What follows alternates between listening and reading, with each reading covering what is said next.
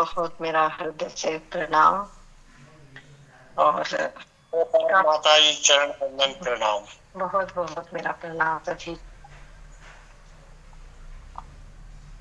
संसार और मन का ये खेल है, कोई समझता है कोई नहीं समझता है, लेकिन जो समझता है वो उसकी व्यवस्था को भी समझता है कि उसके बस की बात नहीं है। दिव्य दृष्टि, शिव नेत्र जिसको कहा है कि वो एक आंख क्यों कहा है? क्योंकि वहां द्वंद नहीं है, दुई नहीं है, दोपना नहीं है। इस दोपने से जो मुक्त है वो करुणा और प्रेम से भर जाता है। क्यों भर जाता है? क्योंकि वो भी सीढ़ी दर सीढ़ी, 1 by 1 सीढ़ी के डंडे से ऊपर गया है छत पर। और जो छत पर चला गया वो दोष दृष्टि से मुक्त हो गया, उसमें दोष दृष्टि रहती ही नहीं है। और काफी देर से मैं चर्चा सुन रही थी, और ये साधकों की महफिल है, ये प्रेमियों का संग है, तो हमें इसको प्रेम दृष्टि से ही देखना चाहिए। और क्योंकि एक ही तत्व में सब कुछ समाया है। यदि मैंने कुछ जाना है तो अभी मैं कहूंगी कि अगर लामा जी ने कुछ कहा है तो ये प्रभु की लीला है। हो सकता है इसमें हमारा कुछ कल्याण हो, हमारा कुछ उद्धार हो। निंदक नेड़े राखिए, कबीर कहते हैं कि अगर आपको ये लगा है कि वो मुझे निंदा के रूप में मैंने लिया है तो उसको भी स्वीकार करें। अगर किसी ने अप्रिशिएशन किया है, किसी ने आपको शाबाशी दी है, किसी ने आपको अच्छा कहा है, तो ये भी प्रभु कृपा है। तो ये द्वंद हमारे अंदर क्यों आया है? अगर अगर अगर कोई बात है तो जब हम अच्छे को स्वीकार करते हैं, कहा ना कि दो परमात्मा के अलावा दूसरा है ही नहीं। जब परमात्मा के अलावा दूसरा है ही नहीं तो कहने और सुनने वाला दोनों तो एक ही है। तो समग्र में जब हम उस परम तत्व आधार को देखते हैं तो वहां फिर एक समर्पण है, सरेंडर है। क्योंकि मेरा परमात्मा ही तो लीला कर रहा है। अगर गुरमीत माता जी मुझे कोई कटु वचन कहती हैं तो मेरे परमात्मा की लीला है। जैसे समझे, अगर हम श्री कृष्ण क्या कर, कृष्ण चेतना क्या क्या संदेश दे रही है? कृष्ण चेतना यही संदेश दे रही है कि कृष्ण गोपियों के साथ लीला करते हैं और युद्ध के मैदान में शस्त्र अस्त्र उठाते हैं। तो ये क्या है? मनुष्य तत्व तो एक ही है, क्या है? लीला। तो जहां जैसी परिस्थिति, ज्ञान क्या है और अज्ञान क्या है? ना ज्ञान है ना अज्ञान है, प्रेम है। और प्रेम कब प्रकट होगा? जब हम सर्व शरीर में, कहा ना कण कण में परमात्मा है। अगर ये बात शब्दों में है, कण कण में परमात्मा है, फिर तो ये लड़ाई कभी बंद होगी ही नहीं। कैसे बंद होगी? क्योंकि मैंने कुछ कहा, आपने कुछ सुना, अर्थ से अनर्थ हो गया। लेकिन जब हम आंख बंद करते हैं और अपने इष्ट को मध्यस्थ रखकर हम देखते हैं तो मेरे प्रभु ही तो लीला कर रहे हैं। तो लामा जी में अगर परमात्मा को नहीं देख पा रही है तो ये मेरी गलती है। क्योंकि दोष दृष्टि जब तक है, जब तक हमारे भीतर दोष दृष्टि है, तब तक कहीं ना कहीं हम रिलेट में हैं, यानी द्वंद में हैं। और ये एक ऐसी अवस्था है जहां मंसूर की आंखें फोड़ दी जा रही हैं और मंसूर कह रहा है कि मालिक मैं जीत गया, मैं जीत गया। कि कौन सी जीत को अपने अंदर देख पा रही? कि मेरे अंदर वो अहम नहीं आया, मैं पलटा नहीं हूं कि मेरा परमात्मा ही मेरी आंखों को खत्म कर रहा है। मीरा को जहर दिया गया, मीरा हंसते हंसते जहर पी गई। क्यों? क्योंकि उन्होंने सर्व स्वीकार किया। ये नहीं कि कोई हमें जहर दे हम जहर पी, हमें अपना बचाव भी करना है। लेकिन लेकिन उस भाव को अंदर से हम ना बदलें। वो दौर कुछ और है, ये दौर कुछ और है, स्थितियां परिस्थितियां। तभी तो कहा ना कि सत्य नया, न्यूनतम और एकदम ताजा है। हर इंसान के सामने अलग तरह से परिस्थितियां आएंगी।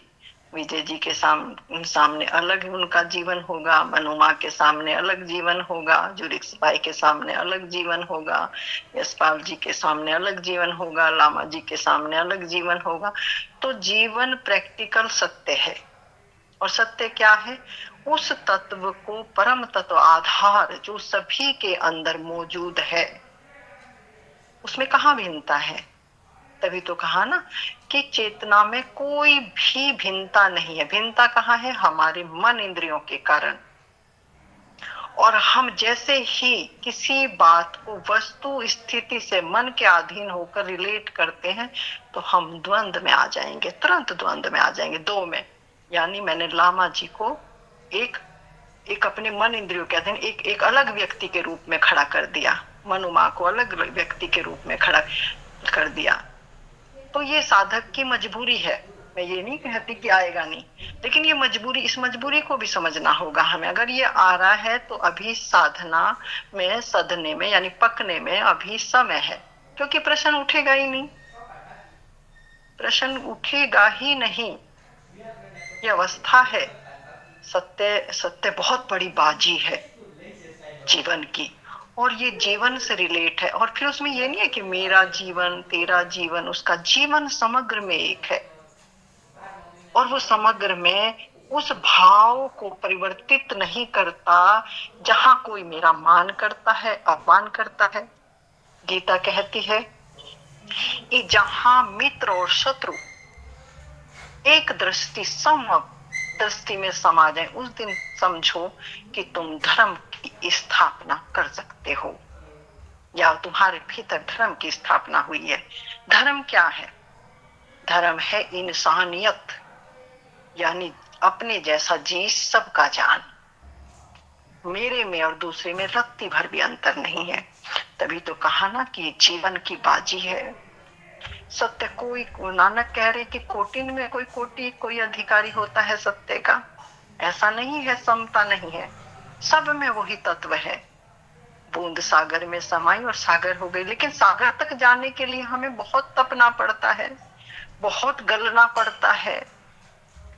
जब सोने के गहने बनाए जाते हैं तो उसे बहुत अग्नि में तपाया जाता है, और हम छोटी छोटी क्षुद्र क्षुद्र बातों में मैं और मेरे में फंस जाते हैं।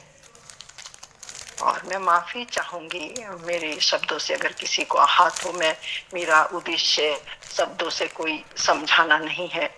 मेरा उद्देश्य केवल इतना है कि आप अपने भीतर उस परम तत्व आधार को जाने जहां कोई हलचल नहीं है, मैं से मुक्त जीवन। क्योंकि आप इतनी सी बात को समझें कि यहाँ संसार में ये रिलेट में झगड़ा होगा ही होगा, लेकिन हम अपने आप को साधना पथ पर ले जा रहे हैं। और कोई ऊंचा है और कोई नीचा है। अगर हमारे मित्र लामा जी ने कल्याण जी को कोई शब्द कह भी दिए तो मित्रवत है, कह दिए तो क्या, कौन सा धूल के जैसा झाड़ो ना उसको।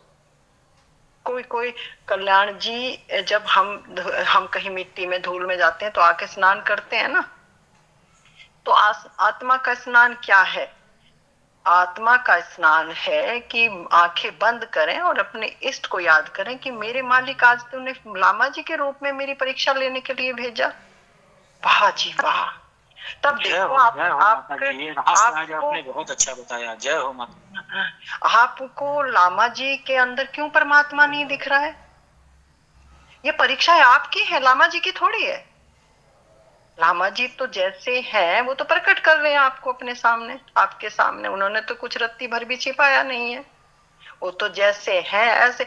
आपने उनको कैसे लिया है ये हमारी दोष दृष्टि है। कल्याण जी, मेरे प्यारे कल्याण जी, मुझे बहुत तकलीफ हो रही है ये शब्द बोलते हुए।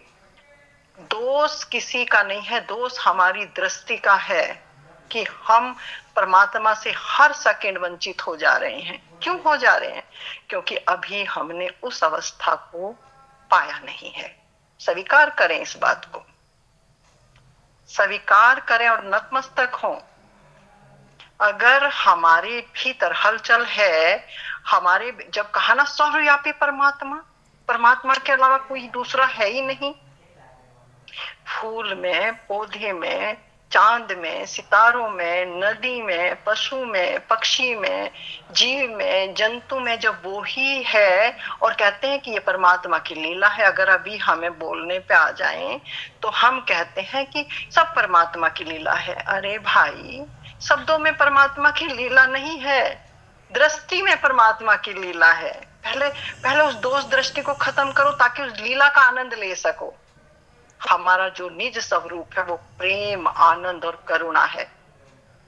जब हम अपने वास्तविक स्वस्वरूप में स्थित होते हैं तो हमारा जो दिव्य स्वरूप है वो दोष दृष्टि से मुक्त है। उसके गुण धर्म थोड़ी बदलेंगे, फिर उसके गुण धर्म बिल्कुल प्रेम और करुणा। ऐसा थोड़ी है कि मुझे किसी ने गाली दी तो अब मेरे गुण धर्म बदल जाएंगे। यदि आम के पेड़ को किसी ने पत्थर मारा तो क्या आम फल देना बंद कर देगा? या आम उसको फल देगा जो आम को पानी देगा, उसको नुलाई करेगा, उसको देखभाल करेगा? क्या आम का पेड़ उसको फल देगा? आम को खबर ही नहीं है। जो आए, चाहे उसके चोर आए, डाकू आए, संत आए, तोड़ ले जाए और खाए।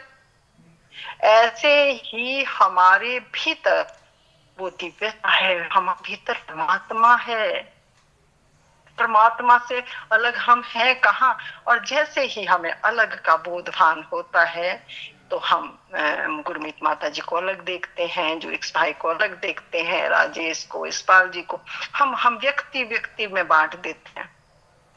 कहाँ ना कहाँ जहां दृष्टि, दर्शन, यानी दृष्टि जो देख रही है, दर्शन जो अनेक अनेक रूपों में ये मेरे सामने खंड खंड है, और दृष्टा वो है जो कभी बदलता नहीं है, जो सभी में एक जैसा है। और साधना किस लिए है?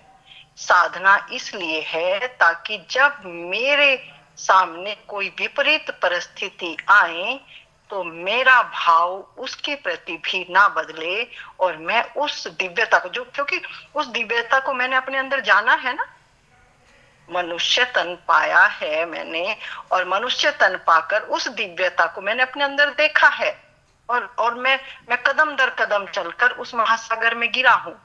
समर्पण हुआ है मेरा। अब जब समर्पण हुआ, मेरी आंख खुली तो मेरी दोष दृष्टि खत्म हो गई। तो जब दोष दृष्टि खत्म हुई तो अब बाहर की जो क्रिया और प्रतिक्रिया, अगर मैं अभाव में प्रभाव में आ रहा हूं तो इसका मतलब अभी मेरी साधना और साधन। साधु कौन है? जिसने अपने आप को अपने केंद्र बिंदु पर साध लिया, स्थापित कर लिया, स्थिति प्रज्ञ। गीता में कहा है ना कि स्थिति प्रज्ञ, अपने स्वरूप में जो स्थिति प्रज्ञ हो गया उसको मृत्यु भी नहीं मिटा सकती। वो अजर अमर अविनाशी आपका दिव्य स्वरूप आप सभी के भीतर मौजूद है। अपने स्वयं को पहचानो, मैं कौन हूं, कहां से आया हूं और कहां जाऊंगा। तो जब हमें ये पता चलता तो सभी के अंदर वो ही है। अगर जब कहा ना कि जब हमारे अंदर कोई विघ्न उठे, हमारे अंदर कोई दोष पैदा हो, तो समझना कि हम ही हत्यारे हैं, हमारे में ही दोष है। कहा ना कि बुरा जो देखन में चला, बुरा ना मिलिया कोई, बुरा जो देखा आपने मुझसे बुरा ना कोई। आहा, क्या कह रहे हैं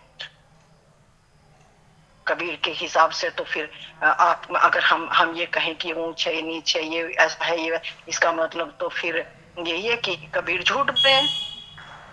लेकिन कबीर कह रहे हैं कि बुरा जो देखन में चला, बुरा ना मिलिया कोई, बुरा जो देखा आपने मुझसे बुरा ना कोई। फिर कबीर दूसरी बात कह रहे हैं कि मैंने सत्य को जाना तो सबसे पहले मैं अपना शिष्य बना। आहा आहा, अपना शिष्य बना, मैं खुद को देखा, मैं स्वयं का शिष्य बन गया। और मैंने अपने आप को जब देखा, क्या मैं शिष्य के लायक हूं? क्या मेरे अंदर वो शिष्य तत्व है? अगर मेरे अंदर वो शिष्य तत्व है तो कि परमात्मा एक है, एक ओंकार सत्य नाम कर्तापुर। अगर, क्योंकि तत्व तो एक ही है, शिष्य में भी वही तत्व है, गुरु में भी वही तत्व है, तत्व में तो भेद नहीं है। भेद है मेरी केवल और केवल दोष दृष्टि के कारण। तो कबीर ने अपने अंदर जब झांका और देखा कि क्या मेरे अंदर जो घटा है, क्या मेरे तत्व है, मौजूद है, तो कबीर कहते हैं कि पहले प्रथम मैं अपना शिष्य बना। तो शिष्य, हम सदा शिष्य ही है, क्योंकि परमात्मा विराट पुरुष एक ही है। हम केवल और केवल उसका काम कर रहे हैं, उसकी सेवा का अवसर हमें पात्रता के अकॉर्डिंग यहाँ हमें सेवा का अवसर मिलता है। देखो आप आंख उठा के खुली आंख से दर्शन करो, देखो कोई अलग अलग काम सबको मिले हुए, कोई माली है, कोई गृहिणी है, कोई साधु है, कोई संत है, कोई उसका सत्संग देकर उसका, तो जैसी जैसी जिसकी बात कहना क्रम के अधीन ये सृष्टि नाच रही है पूरी। नचे नचाएगा मानुष के कुछ नहीं हाथ, क्योंकि जैसा जैसा हमारा कर्म होगा ऐसे ऐसे हमें नाचना पड़ेगा। ये ऑटोमेटिक सिस्टम चल रहा है, इसमें कुछ भी नहीं करना। आप क्या सोचे जितनी बातें हुई है ये ब्रह्मांड में नहीं गई, ये सारी तरंगे यही है। कहा ना कि एक एक शब्द की कीमत है, इसलिए कहा ना कि शब्दे धरती शब्दे आकाश, शब्द शब्द भया प्रकाश। पूरी पृथ्वी शब्द के पीछे, जैसी जिसकी आवश्यकता होगी ऐसी ही प्रकृति मदद करती है। प्रकृति छेड़छाड़ नहीं करती। एक चोर भी अगर प्रार्थना करता है तो उसकी भी मदद एक संत की तरह ही होती है। यहाँ ये ऐसा कुछ नहीं है कि संत है तो उसकी कुछ ज्यादा मदद होगी, नहीं। यहाँ डिमांड एंड सप्लाई का रूल है, कर्म का सिद्धांत है। मांगो और मिलेगा। लेकिन हमें मांगना क्या है, हमें कहना क्या है, हमें चाहिए क्या है, ये हमें सत्संग से समझ आती है, गुरु की संगत से, गुरुवाणी से। तब हमारे अंदर वो सत्य वचन ठहरते हैं। और हम जब हमारे अंदर वो सत्य वचन ठहरते हैं तो जब विपरीत परिस्थितियां, छाती की आवश्यकता कब है? जब बारिश हो, अन्यथा छाता तो बंद करके 24 घंटे तो कोई छाता लगा के नहीं रखता है। लेकिन जैसे ही विपरीत परिस्थितियां, हमें गुरु हुक्म, गुरु वचन, इसलिए तो है ना, क्योंकि हमने सत्संग लिया है, हम साधक हैं, हम साधना में हैं। अगर हमने बारिश में छाते का उपयोग नहीं किया तो फिर ये घंटों घंटों चर्चाएं चलेंगी, ऐसी संसार की चलेंगी। और सबसे बड़ा अहंकार है, सब कुछ छूट जाता है, मान बढ़ाई नहीं छूटती। ये अंतिम है, ये अंतिम है कि जैसा किसी ने थोड़ा सा हमें कुछ कहा तो हमें अपने अंदर वो बात हो गई जो नहीं होनी चाहिए थी, और किसी ने हमारी प्रशंसा की तो हम उसके प्यारे हो गए। नहीं, मेरा परमात्मा ही, भले बुरे से ऊपर दृष्टि। अगर भले बुरे में दृष्टि है तो इसका मतलब दो में फंसा हुआ है इंसान। भला करने वाला भी तो वही है और बुराई करने वाला भी वही है, क्योंकि जो कर रहा है, आप इस चीज पे गौर करो, जो व्यक्ति जैसा है उसके बस की बात ही नहीं है। लेकिन जिसने साधा है अपने आप को, जिसमें साधुता है, जो दोष दृष्टि से मुक्त हुआ है, तो वो उसको भी जानता है। भी तो कहा ना कि साधु बहुत करुणामय होता है, बहुत। उसके अब जैसे संसारी व्यक्ति के बस की बात नहीं है कि वो दोष दृष्टि से मुक्त नहीं हो सकता, ऐसे ही अब संत के बस की बात नहीं है कि वो मीरा जैसे जहर पिलाने वाले को, मंसूर जैसे आंख फोड़ने वाले को, जीसस जैसे कील ठोकने वाले को भी भाव परिवर्तित नहीं होता है, उसके बस की बात ही नहीं है। तो ये दोनों आयाम बहुत विपरीत है, और साधना की जरूरत संसारी को है, परमात्मा तो परिपूर्ण है। जब हम परमात्मा के उस दिव्यता में प्रवेश कर जाते हैं तो तभी तो कहा ना, अहम ब्रह्मास्मि, मैं ही ब्रह्म हूं। कितना साहस अंदर आया होगा जो इस शरीर तन में, इस चोले में पहन के, इस शरीर की मन इंद्रियों के साथ घोषणा कर रहा है कि हम ब्रह्मास्मि। क्यों? क्योंकि वो करुणा निधान बता रहा है, इशारा कर रहा है कि वो बिल्कुल तुम्हारे जैसा है, शरीर में रहते हुए, शरीर में मन इंद्रियों से मुक्त, अपने दिव्य स्वरूप का आनंद लेते हुए। लेकिन कौन लेगा? जो मेरे जैसा होगा। और उसके जैसा कौन होगा? जो मैं और मेरे से मुक्त होगा। रिलेट जगत का प्रतिबिंब यानी जो छाया है बाहर की, उसके अंदर प्रवेश नहीं करेगी, तभी तो आनंद लेगा। कहा ना प्रेमानंद, प्रेमानंद उसका स्वरूप है प्रेमानंद। अगर हम उससे अपने दिव्य स्वरूप से हटते हैं, अपने केंद्र से हटते हैं, तो हम उस प्रेमानंद से हट गए। तो हट ये साधक है। अगर बन रहा है बिगड़ रहा है, बन रहा है बिगड़ रहा है, जा रहा है आ रहा है, ये साधक है। सिद्ध की श्रेणी है स्थिति प्रज्ञ। वो जानता है कि यहाँ रिलेट जगत में जो संसार का नियम है, अब लामा जी नहीं चाहिए तो कोई और लामा जी आ जाएंगे, और कोई लामा जी आ जाएंगे। यहाँ तो पूरा ही खेल लामा जी खेल रहे हैं, लामा जी एक थोड़ी है। तो हम कब कब तक ये चर्चा करेंगे? ग्रुप का उद्देश्य होना चाहिए कि बस अपने बात को कह के और उस बात को खत्म करके और हम अपने अपने केंद्र पर स्थिति प्रज्ञ रहें। तो दोष दृष्टि जब तक हमारे, तो हमें अपने ऊपर, क्योंकि मुक्त हमें होना है। ये तो माध्यम जो बन रहे हैं हमारे, तो इसको तो धन्यवाद करना चाहिए। और गीता कहती है कि सबसे ज्यादा धन्यवाद का पात्र वही है जिसने मुझे चोट मारी है, क्योंकि मैं अपने अंदर की हलचल को देख पाऊं। समुद्र से लहरें हैं, लहरों से समुद्र थोड़ी है। तो अगर हमारे अंदर आप छोटी छोटी बात को सूक्ष्म सा पकड़ो। अगर समुद्र में लहरें आई तो कारण क्या है? मेरे मन ने हलचल पैदा की मेरे अंदर, नहीं तो समुद्र तो ठहरा हुआ है, अथाह गहराई लिए हुए है। और वो ही गहराई हमारे स्वरूप में है। तो हमें अपने को ही साधना है, अपने को ही देखना है। सब मेरे हैं, मेरे ही स्वरूप है। तभी तो कहा, ओशो बार बार कह रहे, सबके भीतर बैठे उस परम तत्व आधार को मेरा प्रणाम। और फिर क्या कहते हैं? मेरा प्रेम परिणाम स्वीकार करें। कि अगर आप मुझे स्वीकार करते हो, यानी वो गुरु तत्व में विलीन है। वो कहते हैं अगर तुम मुझे स्वीकारते हो तो तुम मेरे जैसे हो। अगर तुम मुझे स्वीकार नहीं करते हो तो फिर तुम मन इंद्रियों से खेलते रहोगे। अगर मन इंद्रियों से खेलते रहोगे तो फिर तुम्हारा कल्याण नहीं हो सकता है। इसलिए मन के मते न चालिए, मन के मते अनेक, जो मन के मते चले उसके रूप अनेक। तो बट जाएंगे हम, और जो बटेगा वो नारा है ना, हिंदू तत्व का नारा मुझे बड़ा प्यारा लगता है, जो बटेगा वो कटेगा। वो मृत्यु आएगी, छीन लेगी सब कुछ। तो जहां मृत्यु नहीं है वहां बटा हुआ नहीं है, विभाजित नहीं है, एक रूप है। तो बस यही सार भेद है जो मैंने कहा है। सबके भीतर बैठे उस परम तत्व आधार को मेरा प्रणाम स्वीकार करें। मेरे शब्दों से अगर किसी को, मेरा उद्देश्य केवल और केवल सत्य की जागृति पैदा करना है। मेरा उद्देश्य बिल्कुल किसी को ऐसा नहीं है कि मेरे शब्दों से कोई आहत हो।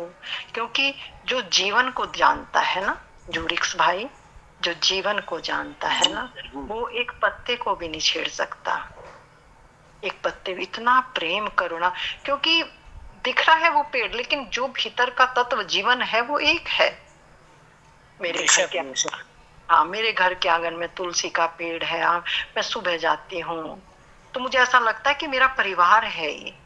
एक घास का तिनका भी जब जमीन से ऊपर उठता हुआ देखती हूँ तो मैं कहती हूँ मैं ही हूँ ये। कैसे? वही तो है, वही तो दर्शन है। कहा ना कि दर्शन क्या है? दर्शन यही है कि मैंने स्वयं को जाना है, मैं कौन हूँ। और जब मैं कौन हूँ, ये मैं से मुक्त मैंने स्वयं को देखा कि मैं विराट हूँ, कोई भिन्नता नहीं है। ये रंग रूप भेद के कारण मैंने अपने को न्यारा जानकर और मैंने अपने को भिन्न करके मैंने अहंकार पाल लिया है। और मैं ज्ञानी हो गया, मैं ध्यानी हो गया। मैं ज्ञान केवल इतना सा ही है, बिल्कुल छोटा सा है, 2.5 अक्षर प्रेम का। प्रेम गली अति साकरीता में दो ना समाये। दो है कहाँ? अगर कहा ना कि प्रेम है तो अज्ञान रहेगा ही नहीं, अज्ञान है तो प्रेम आएगा ही नहीं। दो नहीं समा सकते। ज्ञान केवल ये नहीं है कि हमने शास्त्रों को पढ़ा है हमने गुरुवाणी को पढ़ा है, हमने गीता को पढ़ा। ज्ञान ये है कि क्या हमने उस दिव्यता में उस एक का दर्शन किया जिसको नानक कह रहे हैं, एक ज्योति में सब जग समाया। तो ये शब्दों में नहीं आएगी बात, ये आएगी जीवन में। जब जीवन में हम भीतर के पट खोल तो हे पिया मिलेंगे। जिसको चाहा राम की साधो, राम उन्हें मिल जाते हैं। रामदास के पास राम है और न कोई पाते हैं। जिसको चाहा राम की साधो, राम न पूछा पूछी में, राम न पुस्तक पोथी में। जिसने राम को पाया सहज ही देखा देखी में। जिसने देख लिया, दर्शन कर लिया अपने भीतर, सहज समाधि भली रे साधो, सहज समाधि भली। ये जितने ग्रंथ हैं, जितने शास्त्र हैं, जितनी गुरुवाणी है, सब स्वयं को खाली करने के लिए है। खाली करो, खाली करो। और जैसे जब खाली होंगे तो हमारा ही स्वरूप हमारे अंदर प्रकट हो जाएगा। ये ही जीवन का प्रकट सत्य है। जीवन से ही प्रकट होगा, आपके जीवन से ही दिखना शुरू हो जाएगा। खुशबू आने लगेगी आपके जीवन से। फूल जैसे खिलता है, वो फूल अपना परिचय थोड़ी देगा, वो फूल की खुशबू बता देगी कि वो खिल गया, और आसपास उसके भौरे मंडराने लगेंगे। तो सब में कमियां हैं हमारे अंदर, और ये सत्संग मैंने जो दिया है, हमने स्वयं की कमियों को सुधारने के लिए, अगर कोई गलती से हमारे अंदर कोई भाव बना है तो हम प्रार्थना करें, मालिक दया करो, कृपया करो, हमारी दोस्त दृष्टि हमें मुक्त करो, तेरी शरण। सतगुरु की शरण बहुत बड़ी है, बहुत बड़ी है। अब हम कल्याण बाबा जी से कहेंगे कि अब इनको ठेस तो नहीं पहुंचेगी कभी। देखिए आज कितना अच्छा ज्ञान दिया है माता जी। हमें भी दे तार लाखों तारे, दयाल दाता कृपाल स्वामी। लगा दे भम जल के अब किनारे, दयाल दाता कृपाल स्वामी। ना हो किसी से हमारा नाता, ना हम किसी का सहारा ढूंढे, रहे सदा हम तेरे ही सहारे, दयाल दाता कृपाल स्वामी। हमें भी दे तारे लाखों तारे, दयाल दाता कृपाल स्वामी। अलख अगम का दिखा तमाशा, दिला दिला तू निज धाम वासा। यही है विनती हमारी निस दिन, दयाल दाता कृपाल स्वामी। हमें भी दे तारे लाखों तारे, दयाल दाता कृपाल स्वामी। सभी को मेरा बहुत बहुत हृदय से प्रणाम, सभी के चरणों में कोटि कोटि वंदन, क्योंकि मेरे परमात्मा के ही स्वरूप सब हैं, और मैं बहुत प्रेम से देख सकती हूँ कि सब रूपों में वही रूप समाया है। तो सबको मैं नमन करती हूँ, धन्यवाद करती हूँ, मुझे अवसर दिया, सुनने का मौका दिया, और मुझे मेरे हृदय की बात कहने का जो आप लोगों के माध्यम से अवसर आया, इसके लिए मैं सदा आपकी ऋणी रहूंगी। शुक्रिया, शुक्रिया, धन्यवाद। धन्यवाद।